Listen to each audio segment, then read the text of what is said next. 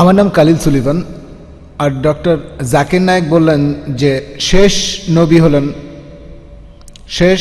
নবী হলেন নবী মোহাম্মদ।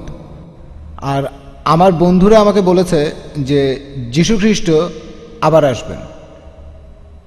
এই কথাটা কি সত্যি?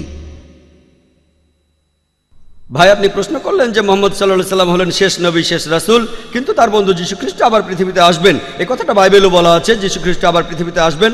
কোরআনের বেশ কিছু আয়াতে এই কথা বলা হয়েছে, যেমন সূরা মাইদার 116 নম্বর আয়াতে বলা হয়েছে।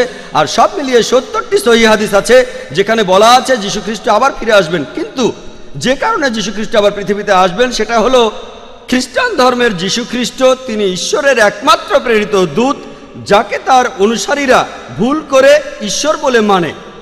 আর কোনো নবী নেই যাকে তার অনুসারীরা ঈশ্বর বলে ভুল করেছে।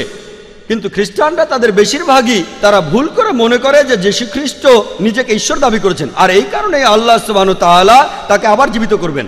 আর এ সম্পর্কে পবিত্র কোরআনে সূরা মাইদার 116 নম্বর আয়াতে উল্লেখ করা হয়েছে, সেই দিন আপনি সাক্ষী হবেন, হে আল্লাহ সুবহানাহু ওয়া তাআলা, আমি তাদের উপাসনা করতে বলিনি, আমি বলেছি আবুদুল্লাহ, আল্লাহকে মানো, রব্বি ওয়া রাব্বুকুম, আমার প্রভু তোমাদের প্রভু। তাই দ্বিতীয়বার পৃথিবীতে এসে যীশু সাক্ষ্য দেবেন যে আমি আমাকে উপাসনা করতে বলিনি, আমি তোমাদের বলেছি এক ঈশ্বরের উপাসনা করতে। তাহলে দ্বিতীয়বার যীশু নতুন কোনো আইন আনবেন না, তিনি আসবেন হযরত মুহাম্মদ সাল্লাল্লাহু আলাইহি ওয়াসাল্লামের উম্মত হিসেবে।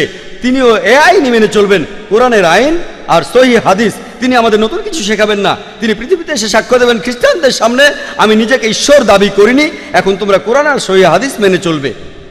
আপনি বললেন যে শেষ নবী হলেন নবী মোহাম্মদ, আর তারপর যীশু আবার। হ্যাঁ ঠিক, দ্বিতীয়বার তিনি নতুন নির্দেশ আনবেন না।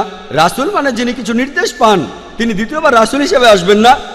তিনি খ্রিস্টানদের সামনে সাক্ষ্য দিতে আসবেন, আমি নিজেকে ঈশ্বর দাবি করিনি। তিনি নতুন নির্দেশ পাবেন না। আগে তিনি নির্দেশ পেয়েছিলেন ইনজিলে, সেটা 2000 বছর আগের কথা, যেটা বিকৃত হয়ে গেছে। তারপর মুহাম্মদ সাল্লাল্লাহু আলাইহি ওয়াসাল্লাম আসলেন। তাই যখন যীশু খ্রিস্ট এই পৃথিবীতে আবার ফিরে আসবেন, তিনি কোরআনের এই নির্দেশই মেনে চলবেন আর মুহাম্মদ সাল্লাল্লাহু আলাইহি ওয়াসাল্লামের উম্মত হবেন। তাহলে রাসূল হিসেবে, ঈশ্বরের দূত হিসেবে সর্বশেষ হলেন নবী মুহাম্মদ সাল্লাল্লাহু আলাইহি ওয়াসাল্লাম। আশা করি উত্তরটা পেয়েছেন।